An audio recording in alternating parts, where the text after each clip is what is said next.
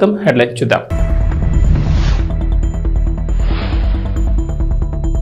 మొదటి విడతలో 1,00,000 రుణమాఫీకి నిధుల విడుదల. రెండో విడతలో 1,00,000 రుణాలు మాఫీ చేసిన సర్కార్. ఖమ్మం జిల్లా వైరా వేదికగా ఆగస్టు 15న 2 లక్షల రుణమాఫీ.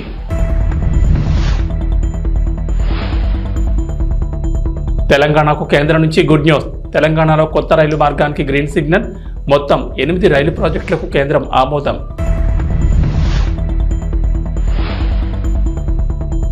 AP assembly speaker Ayyanna Patrudu కీలక వ్యాఖ్యలు. జగన్ అసెంబ్లీకి రావాలని సూచించిన అయ్యన్న పాత్రుడు ఖచ్చితంగా అవకాశం ఇస్తానని చెప్పిన అసెంబ్లీ స్పీకర్. 15 ఆగస్టు వేడుకల నిర్వహణ కోసం ప్రభుత్వ ఏర్పాట్లు. AP deputy CM Pawan Kalyan పంచాయతీలకు నిధులు పెంచుతూ నిర్ణయం.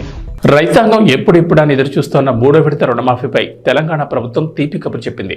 ఆగస్టు 15 నాటికి 2 లక్షల వరకు రైతులు రుణమాఫీ చేస్తామని ఉప ముఖ్యమంత్రి ఆర్థిక మంత్రి మల్లు భట్టి విక్రమార్క ప్రకటించారు. ఆగస్టు 15లోగా రైతులకు రుణమాఫీ చేసి తీరుతామన్న ముఖ్యమంత్రి యనమల రేవంత్ రెడ్డి చేసిన సవాల్ను నిరూపించుకోనున్నామని ఆయన అన్నారు. వైరా వేదికగానే 2 లక్షల వరకు రుణమాఫీ చేస్తామని ప్రకటించారు. శుక్రవారం తన సొంత జిల్లా ఖమ్మంలో పర్యటించిన డిప్యూటీ సీఎం పలు అభివృద్ధి పనులకు శంకుస్థాపన చేశారు. వైరా మున్సిపాలిటీతో పాటు ఆయన స్వగ్రామం స్నానాల లక్ష్మీపురంలో సుమారు 100 కోట్ల విలువైన పనులు ప్రారంభించారు. ఈ సందర్భంగా ఆయన మాట్లాడుతూ స్వాతంత్ర దినోత్సవ రోజున సీతారామ పంప్ హౌజ్లను ప్రారంభిస్తామని తెలిపారు. అనంతరం వైరాలో పండగల బహిరంగ సభ నిర్వహించి ఆ వేదికపై నుంచి 2 లక్షల వరకు రుణాలను రైతుల ఖాతాల్లో నిధులు జమ చేయనున్నట్లు ఆర్థిక మంత్రి వెల్లడించారు. ఎన్నికల్లో హామీ మేరకు రైతు రుణమాఫీ పూర్తి చేస్తున్నామని పేర్కొన్నారు. రుణమాఫీపై జూలై 15న జీవో జారీ చేసి తొలి విడతగా జూలై 18న ₹1,00,000 రుణమాఫీ కోసం 6,983 కోట్లు విడుదల చేశామని తెలిపారు. రెండో విడతలో 6,190.02 కోట్లతో నెలాఖరున మళ్లీ విడుదల చేసి 1,50,000 వరకు రుణాలను మాఫీ చేశామని చెప్పారు. కేంద్రాల్లో ఈ కార్యక్రమాన్ని పాలు పంచుకొని పెద్ద పండుగలాగా జరుపుకుంటున్నటువంటి రైతాంగ సోదరులందరికీ నా హృదయపూర్వకమైనటువంటి నమస్కారాలు. ఈనాటి ఈ కార్యక్రమం భారతదేశ చరిత్రలోనే సువర్ణాక్షరాలతో లిఖించదగినటువంటి రోజు. బహుశా భారతదేశ చరిత్రలో ఏ రాష్ట్రంలో కూడా ఒకటేసారి 2 లక్షల రూపాయలు రుణమాఫీ చేసినటువంటి చరిత్ర లేదు ఈనాటి వరకు కూడా. బలమైన ధనిక రాష్ట్రంగా రాష్ట్ర విభజన జరిగినప్పుడు తెలంగాణ రాష్ట్రాన్ని ఆనాటి టిఆర్ఎస్ ప్రభుత్వం వారి చేతుల్లో రాష్ట్రాన్ని పెడితే ప్రజలు మొదటి 5 సంవత్సరాలు కేవలం ₹1,00,000 రుణమాఫీని కూడా వాయిదాల రూపేణ 4 దఫాలుగా 5 సంవత్సరాలు చేశారు. రెండోసారి వచ్చిన తర్వాత ₹1,00,000 రుణమాఫీ అని చెప్పి అధికారంలోకి వచ్చి 5 సంవత్సరాలు కూడా కనీసం ఆ ₹1,00,000 రుణమాఫీ కూడా చేయలేకపోయారు. అటువంటి పరిస్థితుల్లో ఈరోజు ధనిక రాష్ట్రాన్ని అప్పుల రాష్ట్రంగా మార్చి 7 లక్షల కోట్ల రూపాయలు అప్పుగా మార్చి రకరకాలైనటువంటి ఇబ్బందులు, ఆర్థికపరమైన ఇబ్బందులు ఈ రాష్ట్రాన్ని మాకు అప్పచెప్తే అటువంటి పరిస్థితుల్లో కూడా ఆనాటి కాంగ్రెస్ ప్రభుత్వం ఎన్నికల కంటే ముందు శ్రీ రాహుల్ గాంధీ గారి నాయకత్వంలో వరంగల్లో జరిగినటువంటి సభలో ఆనాడు పిసిసి ప్రెసిడెంట్ గా రేవంత్ రెడ్డి గారు, సిఎల్పి లీడర్ గా నేను, అట్లాగే ఇప్పుడు ఉన్నటువంటి మంత్రివర్గ సహచరులు అందరూ యావత్తు ఆనాడు ఈ రాష్ట్ర ప్రజలకి 2 లక్షల రూపాయలు రుణమాఫీ చేస్తామని చాలా స్పష్టంగా భరోసా ఇచ్చాం. ఇచ్చిన మాట ప్రకారం ఈరోజు ఒకటేసారి 31,000 కోట్ల రూపాయలతో రుణమాఫీ చేసేటువంటి కార్యక్రమాన్ని ఈరోజు రాష్ట్ర వ్యాప్తంగా ఒకటేసారి ₹1,00,000 ఒకటేసారి ఈరోజు బ్యాంకులకి దాదాపు 6,000 కోట్ల పైబడి ఒకటేసారి రిలీజ్ చేస్తున్నటువంటి శుభ సందర్భం ఇది. తెలంగాణకు కేంద్రం శుభవార్త చెప్పింది. కేంద్ర కేబినెట్ సమావేశంలో ఈ మేరకు కీలక నిర్ణయం తీసుకున్నారు. ప్రధాని మోడీ ఆధ్వర్యంలో జరిగిన కేంద్ర మంత్రివర్గ సమావేశంలో కేంద్ర మంత్రివర్గం 8 కొత్త రైల్వేల నిర్మాణానికి ఆమోదం తెలిపింది. ఒడిశా, ఆంధ్రప్రదేశ్, తెలంగాణ, మహారాష్ట్ర, జార్ఖండ్, బీహార్, పశ్చిమ బెంగాల్లో మొత్తం 24,657 కోట్ల అంచనా వ్యయంతో ఈ ప్రాజెక్టుల్ని చేపట్టనున్నారు. ఈ ప్రాజెక్టులో భాగంగా ఒడిశాలోని మల్కాన్గిరి నుంచి భద్రాచలం మీదుగా పాండురంగాపురం వరకు కొత్త రైల్వేలను నిర్మించనున్నారు. ఈ ప్రాజెక్ట్ 4,109 కోట్లతో 200.60 కిలోమీటర్ల పొడవైన లైన్కు గ్రీన్ సిగ్నల్ ఇచ్చారు. ఈ రైల్వే ప్రాజెక్టు పూర్తి చేస్తే ఆంధ్రప్రదేశ్, తెలంగాణల నుంచి తూర్పు, ఈశాన్య రాష్ట్రాలకు రైల్వే అనుసంధానం పెరుగుతుందని చెబుతున్నారు అధికారులు. ప్రధానంగా మహానది, కోల్ఫీల్డ్ నుంచి మధ్య, దక్షిణ భారతంలోని విద్యుత్ ప్లాంట్లకు బొగ్గు సరఫరా మరింత సులభమవుతుందని, అల్యూమినియం, ఇనుప ఖనిజ పరిశ్రమలకు ప్రయోజనం కలుగుతుందంటున్నారు. ఈ ప్రాజెక్టు వల్ల ఆంధ్రప్రదేశ్, తెలంగాణకు చెందిన వ్యవసాయ ఉత్పత్తులకు మార్కెట్ విస్తృతం చేయొచ్చని చెబుతున్నారు. ఆంధ్రప్రదేశ్లోని తూర్పుగోదావరి, తెలంగాణలోని భద్రాద్రి కొత్తగూడెం జిల్లాలకు మేలు జరుగుతుందని అంటున్నారు. ఈ ప్రాంతంలో సామాజిక, ఆర్థిక అభివృద్ధికి ఉపయోగపడుతుందంటున్నారు. భద్రాద్రి పుణ్యక్షేత్రానికి దేశంలోని వివిధ ప్రాంతాలకు రైలు అనుసంధానం ఉంటుందంటున్నారు. ఆంధ్రప్రదేశ్ అసెంబ్లీ స్పీకర్ చింతకాయల అయ్యన్న పాత్రుడు మాజీ ముఖ్యమంత్రి వైఎస్ఆర్సీపీ అధినేత వైఎస్ జగన్మోహన్ రెడ్డిపై కీలక వ్యాఖ్యలు చేశారు. జగన్ ఇప్పుడు ముఖ్యమంత్రి కాదు, ఒక ఎమ్మెల్యే మాత్రమే అన్నారు. జగన్ అసెంబ్లీకి వచ్చి తనను గెలిపించిన పులివెందుల నియోజకవర్గ ప్రజల సమస్యలపై చర్చించాలని సూచించారు. అసెంబ్లీకి రావడం సరికాదని జగన్కు తన సలహా ఒకటే అన్నారు. పదవులు వస్తూ ఉంటాయి, పోతూ ఉంటాయి. ఒక ఎమ్మెల్యేకి అసెంబ్లీకి వచ్చి ప్రజా సమస్యలపై మాట్లాడాలన్నారు. అందుకు తాను అవకాశం ఇస్తానని, తాను అవకాశం ఇవ్వనని ఎందుకు అనుకుంటున్నారని ప్రశ్నించారు. అన్ని పార్టీలకు ఇచ్చిన విధంగానే జగన్కు మాట్లాడడానికి అవకాశం ఖచ్చితంగా ఇస్తామన్నారు అయ్యన్న పాత్రుడు. సభలో మాట్లాడేందుకు అందరికీ అవకాశం ఇస్తానని, వైఎస్ఆర్సీపీ ఎమ్మెల్యేలు అడిగినా మైక్ ఇస్తామన్నారు. వైఎస్ఆర్సీపీకి వచ్చిన సీట్లకు అనుగుణంగా సమయం కేటాయిస్తానని చెప్పారు స్పీకర్. ఎమ్మెల్యేగా వైఎస్ జగన్మోహన్ రెడ్డి అసెంబ్లీకి వచ్చి స్వేచ్ఛగా మాట్లాడొచ్చన్నారు. అసెంబ్లీలో అన్ని పార్టీల మాదిరి ఎమ్మెల్యేల సంఖ్యను బట్టి పద్ధతి ప్రకారం మాట్లాడే సమయం కేటాయిస్తామన్నారు అయ్యన్న పాత్రుడు. జగన్ తన ధర్మం నెరవేర్చాలని, అసెంబ్లీని ఒక పార్టీ వారు రానని బాయ్కట్ చేయడం మంచిది కాదన్నారు. తనకు రాజకీయాల్లో 42 ఏళ్ల అనుభవం ఉందని, 6 సార్లు మంత్రిగా, ఎంపీగా పనిచేశారని గుర్తు చేశారు. తనకు అసెంబ్లీ సభాపతిగా కొత్త బాధ్యత అప్పగించారని, ఈసారి అసెంబ్లీకి 88 మంది కొత్తగా ఎమ్మెల్యేలుగా ఎన్నికయ్యారని, వారికి సభ నిర్వహణ, ప్రశ్నోత్తరాలు తదితరాలపై 2 రోజుల ప్రత్యేక శిక్షణ ఇస్తామన్నారు. ప్రజలు ఎన్నుకున్నారు అతన్ని. అతను కూడా ఎమ్మెల్యే, మామాదిరిగా అతను ఎమ్మెల్యే. ఎమ్మెల్యే ఎందుకు ఎన్నుకున్నారు? ఒక ఎమ్మెల్యే అయితే మా ప్రాంతం బాగుపడుతుంది అనే ఉద్దేశంతో ఎన్నుకుంటే, అది పక్కన పెట్టి నేనేమో అసెంబ్లీకి రాని అంటే పద్ధతి కాదు అది. యాజ్ ఎ స్పీకర్గా నేను ఇచ్చి సలహా ఏంటంటే అతనికి, సరే పదవులు ఉంటాయి, పోతూ ఉంటాయి, అది సహజం. నువ్వు ఎమ్మెల్యేగా ప్రజలు ఎన్నుకున్నారు నిన్ను. నువ్వు వచ్చి అసెంబ్లీలో ఫ్రీగా మాట్లాడవచ్చు. నేను అవకాశం ఇస్తాను కదా. నేను అవకాశం ఇవ్వరని ఎందుకు ఊహించుకున్నారు? అందరి పార్టీలాగే నీకు అవకాశం ఇస్తాం. అందుకే నేను రాను అంటే ఎలా కుదురుతుంది? ప్రజలు ఒప్పుకుంటారా? దేశవ్యాప్తంగా స్వాతంత్ర దినోత్సవం ఏర్పాట్లు ముమ్మరంగా సాగుతున్నాయి. న్యూఢిల్లీతో పాటుగా అన్ని రాష్ట్రాల్లోనూ 15 ఆగస్టు వేడుకలు ఘనంగా నిర్వహించేందుకు అక్కడి ప్రభుత్వం ఏర్పాట్లు చేసుకుంటున్నాయి. ఈ క్రమంలోని ఏపీ ప్రభుత్వం కూడా 15 ఆగస్టు వేడుకలపై దృష్టి పెట్టింది. ఇప్పటికే ఆయా జిల్లా కేంద్రాల్లో ఎవరు జెండా ఆవిష్కరణ చేయాలనే దానిపై నిర్ణయం తీసుకుంది. తాజాగా ఆగస్టు 15 పండుగను గ్రామాల్లోనూ ఘనంగా నిర్వహించేందుకు ఏపీ ప్రభుత్వం కీలక నిర్ణయం తీసుకుంది. గ్రామాల్లో స్వాతంత్ర దినోత్సవం నిర్వహణ కోసం పంచాయతీలకు నిధులు పెంచింది.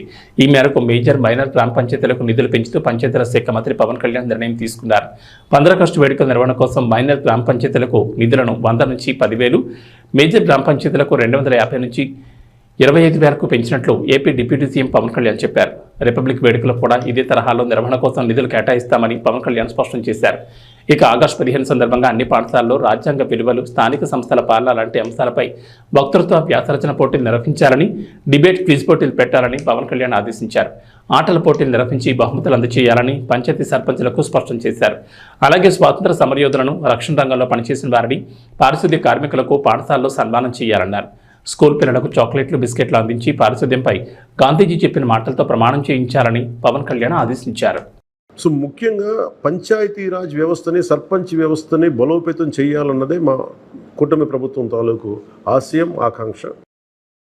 దాంట్లో భాగంగా ఇప్పటిదాకా గత 30 సంవత్సరాలుగా, గత 1990 నుంచి ఇప్పటిదాకా ఎప్పుడు మన 15 ఆగస్టు పండుగ జరపడానికి ఇప్పటిదాకా నిధులు ఇప్పుడు సమకూర్చలేదు. చాలా నామకే వాస్తే నామమాత్రంగా ప్రతి పంచాయతీకి, చిన్న పెద్ద పంచాయతీలకి 100 రూపాయలు, చిన్న పంచాయతీలకి, పెద్ద పంచాయతీలకి 250 రూపాయలు చొప్పున ఇచ్చేవారు. ఒకవైపు ఏమో గాంధీ గారి కలల కన్నా పల్లెలు పట్టుకొమ్మలు అంటూ ఉంటాం, గ్రామీణ స్వరాజ్యం అని మాట్లాడతాం. కానీ ఎన్నికల్లో నిలబడ్డ పంచాయతీ సర్పంచ్కి మటుకు జెండా పండుగ నిర్వహించాలంటే వాళ్ళకి ఇచ్చే డబ్బులు 100 రూపాయలు, 250 రూపాయలు. ఈ రివ్యూ మీటింగ్స్లో మాకు తేలింది ఏంటంటే 100 రూపాయలకి, 250 రూపాయలకి 13,326 పంచాయతీల్లో ఏం చేయగలరు?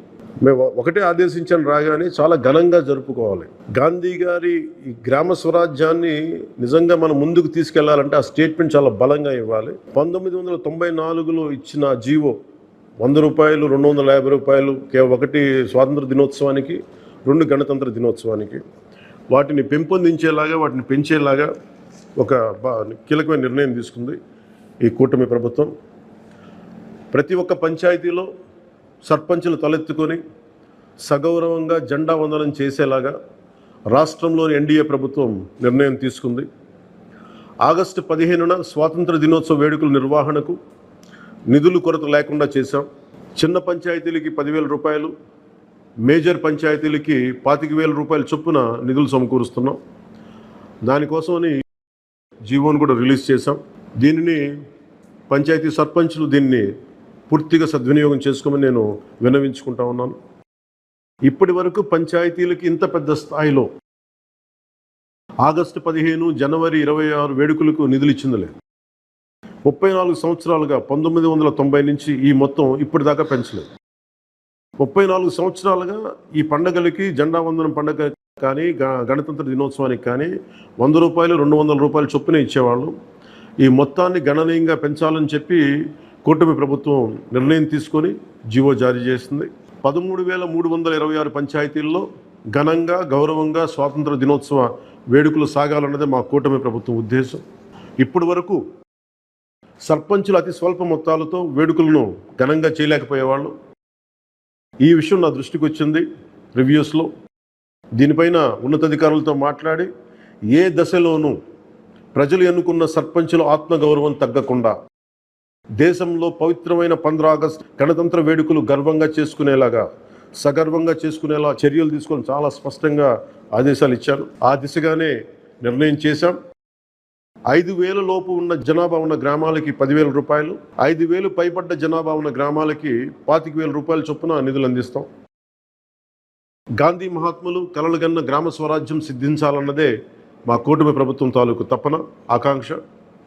అందులో భాగంగానే పంచాయతీలకి తీర్చిదిద్దే ప్రక్రియకు శ్రీకారం చుట్టాం. ఈ ఆగస్టు 15 నుంచి పారిశుద్ధ నిర్వహణ, రక్షిత తాగునీటి సరఫరా, మౌలిక వసతులతో కల్పనతో గ్రామాల సర్వతోముఖాభివృద్ధి దిశగా అడుగులు వేస్తున్నాం. గౌరవ సర్పంచులందరికీ నా విజ్ఞాపన, ప్రభుత్వం నుంచి విన్నపం, ఆగస్టు 15 నాటి వేడుకల్లో అందరి భాగస్వామ్యం ఉండాలి.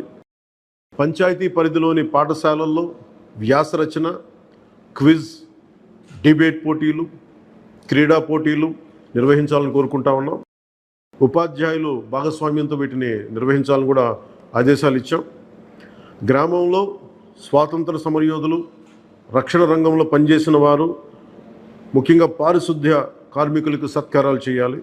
గౌరవ ప్రధానమంత్రి గారు ఇప్పుడు కూడా పారిశుద్ధ్య కార్మికులకి ఏ స్థాయిలో గౌరవించారో అందరికీ తెలిసిందే. రాష్ట్ర ఎన్డీఏ ప్రభుత్వం కూడా ఆ దిశలోనే గౌరవ ముఖ్యమంత్రి శ్రీ నారా చంద్రబాబు గారి ఆధ్వర్యంలో పారిశుద్ధ్య కార్మికులకు అదే గౌరవం ఇవ్వడం జరుగుతుంది. సో ఈ విధంగా మేమందరం బలంగా, చాలా కీలకంగా పనిచేస్తూ ముందుకెళ్తున్నాం. దీని అందరికీ ప్రజలందరూ ఆశీస్సులు కావాలి. సర్పంచ్ వ్యవస్థని, పంచాయతీరాజ్ వ్యవస్థని బలోపేతం చేసే విధంగా ఈ ప్రభుత్వం ఉంటుందని మీ అందరికీ తెలియజేసుకుంటూ, ఒకే ఒక విన్నపం, ఇది పర్యావరణానికి పరిమితులకు లోబడి పర్యావరణ పరిరక్షించేలా ఈ పండుగ ఉండాలి. ప్లాస్టిక్ వాడటం కంటే కూడా జెండాలకి ఆల్టర్నేట్గా ముఖ్యంగా మన చేనేత జెండాలు ఏదైనా వాడండి. అలాగే ఇప్పుడు నేను పెట్టుకుంది కూడా పర్యావరణానికి హాని కలిగించింది. ఇది దీంట్లో సీడ్ ఉంటుంది, దీంట్లో ప్లాంట్ అని చెప్పి ఒక సంస్థ ఏదో ఉంది, వాళ్ళు ఇచ్చింది. మేము ఈ స్థాయిలో మీకు దొరికినంత దాంట్లో పర్యావరణాన్ని పరిరక్షించేలాగా ప్లాస్టిక్, మన జెండా పండుగ అని చెప్పి ప్లాస్టిక్ అంతా రోడ్ల మీద పడేస్తాం. అలా కాకుండా చాలా బాధ్యత అందరూ జరుపుకోవాలి అని తెలియజేసుకుంటూ సెలవు తీసుకున్నాను. జై హింద్. ప్రకాశం జిల్లాలో కొత్త రైలు మార్గం పనులు వేగంగా జరుగుతున్నాయి. నడికూడు నుంచి కాళహస్తి రైల్వే నిర్మాణ పనులు పొదిలి ప్రాంతంలో మరింత ఊపందుకున్నాయి. పొదిలి ప్రాంత వాసులు ఎప్పటి నుంచి ఎదురుచూస్తున్న కళ త్వరలోనే నెరవేరిపోతోంది. దర్శి, పొదిలి, కనిగిరి మీదుగా జరిగే ఈ రైల్వే ప్రాజెక్టు పనులకు సంబంధించి బ్రిడ్జ్, రైల్వే స్టేషన్ నిర్మాణ పనులు దాదాపుగా పూర్తి కావచ్చాయి. దర్శి నుంచి కనిగిరి వరకు 3వ దశ పనులు వేగంగా జరుగుతున్నాయి. పొదిలి మండలంలోని దాసార్లపల్లి, బుచ్చన్నపల్లి, కాటూరువారిపాలెం, రాజుపాలెం మీదుగా సాగుతున్న పనులు ప్రస్తుతం కట్టపై కంకర, పట్టాల నిర్మాణం దాదాపుగా పూర్తయింది.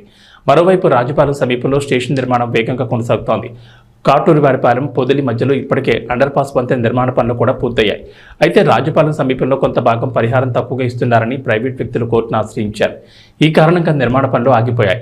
పెండింగ్లో ఉన్న ప్రదేశాన్ని వదిలేసి రైల్వే అధికారులు అటు ఇటు మిగిలిన ప్రాంతాల్లో నిర్మాణాలు పూర్తి చేస్తున్నారు. ఈ స్టేషన్కు సంబంధించి అన్ని రకాల ప్లాట్ఫామ్లు, భవనాల నిర్మాణం కూడా కొనసాగుతోంది. మరో 2 ఏళ్లలో ఈ ప్రాంత వాసుల కాలం నెరవేరుతుందని అంటున్నారు. ఇప్పటికే దర్శి వరకు అధికారులు రైల్లో ప్రయాణం చేశారు. త్వరలోనే పొదిలి ప్రాంతం మీదుగా రైళ్లు ప్రయాణించిపోతున్నాయి. పొదిలిలో కొత్తగా రైల్వే స్టేషన్ ఏర్పాటు చేయబోతున్నారు. త్వరలోనే తొలి రైలు రాబోతోంది. పొదిలి వాసుల ఎన్నో ఏళ్ల కాలం నెరవేరబోతోంది. తిరుచానూరులోని శ్రీ పద్మావతి అమ్మవారి ఆలయంలో ఆగస్టు 16వ తేదీ శుక్రవారం వరలక్ష్మి వ్రతం వైభవంగా జరగనుంది. ఈ సందర్భంగా ఆలయంలో ప్రత్యేక కార్యక్రమాలు నిర్వహించనున్నారు. ఇదిలా ఉంటే వరలక్ష్మి వ్రతానికి సంబంధించిన టికెట్లను టీటీడీ ఆన్లైన్లో విడుదల చేసింది. ఓ కోటా పూర్తయింది. అయితే వరలక్ష్మి వ్రతం వర్చువల్ టికెట్లు కోటా ఇంకా ఉన్నాయి. భక్తులు బుక్ చేసుకోవచ్చు. ఇందులో భాగంగా తెల్లవారుజామున మూలవార్లకు, ఉత్సవాలకు అభిషేకం నిర్వహించనున్నారు.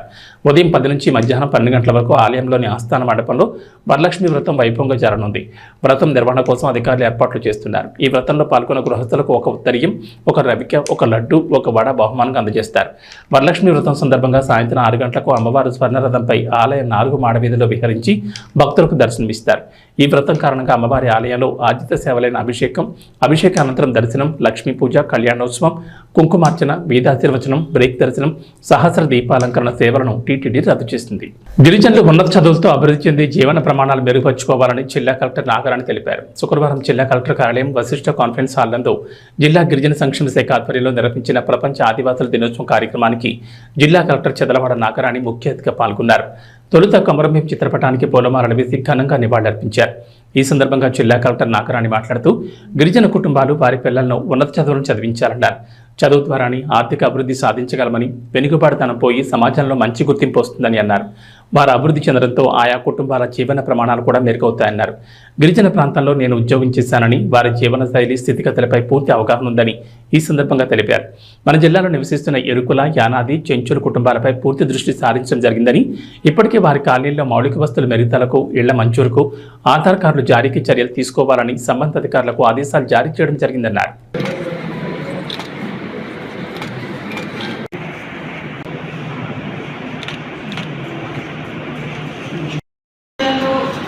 క్రైటీరియాస్ ఉన్నాయి.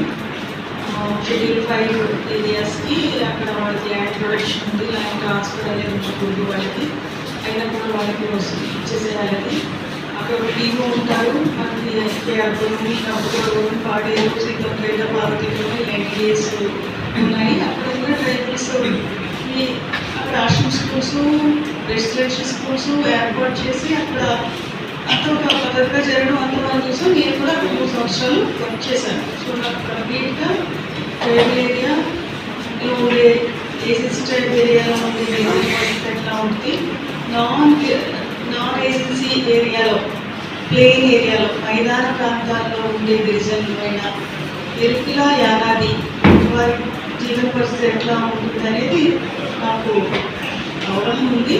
కాకపోతే ఈ జిల్లాకు వచ్చినాక నేను గత 1 నెలగా నేను చూస్తూ ఉన్నాను. అయితే దీని మీద ఆల్రెడీ నేను మన ఆఫీస్ వాళ్ళందరికీ కూడా వారి యొక్క ఎక్కడ మన జిల్లాలో ఉన్న ప్రతి colony, ST colony, Erukula, Yanadi, చెంచుకుంటే వారు ఆ 3 కాలనీస్కి సమగ్రంగా సర్వే చేయించి వారికి ఏం హౌసింగ్ కావాలి, టాయిలెట్స్ కావాలి, ఏమైనా హౌస్ ఆల్రెడీ శాంక్షన్ అయి ఉండి రిపేర్స్కి ఏం కావాలనేది సమగ్రంగా సర్వే చేయించుకుని చెప్పడం జరిగింది. అది హౌసింగ్ సంబంధించి. అలాగే ఆధార్ కూడా మనం అనుకున్నాం, అందులో ఇక్కడ ఒక 4 నెలలు మాకు 4 నెలలు లేకపోతే ప్లేస్కి వెళ్ళడం వల్ల కూడా వీళ్ళంతా మిస్ అయ్యే పరిస్థితి ఉంటుంది. అలా కాకుండా మన రెవెన్యూ సైడ్ నుంచి ఒకసారి చెప్పాను నేను ఆల్రెడీ మన రెవెన్యూ ఆఫీసర్స్కి, తర్వాత పిఓస్కి, ఎక్కడ ఏ పాకెట్లో కూడా ఎప్పుడూ కూడా ఆధార్ మిస్ అవ్వకూడదు. అది మన బాధ్యత. వాళ్ళు రాకపోయినా కూడా తీసుకెళ్ళి మనం ఆధార్ రిజిస్ట్రేషన్ చేయించాల్సిన అవసరం ఉంది. రిజిస్టర్ అయినప్పుడు కొత్తగా పుట్టే పిల్లల్ని మిస్ అయి ఉంటారు, వాళ్ళన్నా చేయించాలి. ఈ ఆధార్ రిజిస్ట్రేషన్ అనేది వారంతటా వారు వచ్చి చేసుకుంటారు అనేది మామూలుగా సాధారణ ప్రజలకు అంతా కూడా ఫాలో అవుతూ ఉంటారు. బట్ ఈ గిరిజన మైదాన ప్రాంతంలో ఉన్న ఈ గిరిజన ప్రజలు అది ఫాలో అవడం అనేది కష్టం కాబట్టి అధికారులుగా మనమే బాధ్యత తీసుకుని అది ఎన్రోల్మెంట్ ప్రతి ఒక్కరు చూసుకుంటారు. అది అవన్నీ కూడా మనం డాక్టర్ స్టిచ్ చేయించుకునేవాళ్ళం.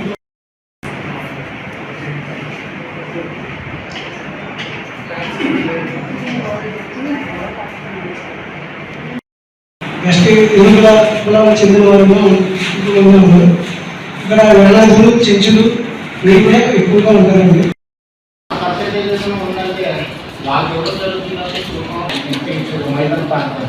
వైవిఎస్ చౌదరికి నందమూరి కుటుంబంతో ఉండే అనుబంధం గురించి ప్రత్యేకంగా చెప్పాల్సిన పని లేదు. నందమూరి తారక రామారావు అంటే వైవిఎస్కి ఎనలేని అభిమానం. వైవిఎస్ ఎక్కువగా వారి గురించి చెప్తూ ఉంటారు. హరికృష్ణ బాలకృష్ణతో సినిమాలు తీసే అభిమానాన్ని చాటుకున్నారు. అయితే వైవిఎస్ హిట్ కొట్టి చాలా కాలం అయిపోయింది. వైవిఎస్ పరిచయం చేసిన హీరోలు హీరోయిన్లకు అప్పట్లో ఫుల్ క్రేజ్ ఉండేది. రామ్ ఇలియానాలను వైవిఎస్ పరిచయం చేసిన సంగతి తెలిసిందే. కొత్త వారితో ప్రయోగం చేయడంలో వైవిఎస్ ముందుంటారు. ఇక ఇప్పుడు కూడా వైవిఎస్ ఎన్టీఆర్ అనే బ్యానర్ మీద సినిమా నిర్మిస్తున్న సంగతి తెలిసిందే. ఈ మేరకు నిర్వహించిన ఓ ప్రెస్ మీట్లో వైవిఎస్ మాట్లాడిన మాటలు ఇప్పుడు వైరల్ అవుతున్నాయి. నందమూరి తారక రామారావు గారికి ఎన్టీఆర్ ఇష్టమైన మనవడు కదా అని మీడియా నుంచి ఓ ప్రశ్న ఎదురైంది.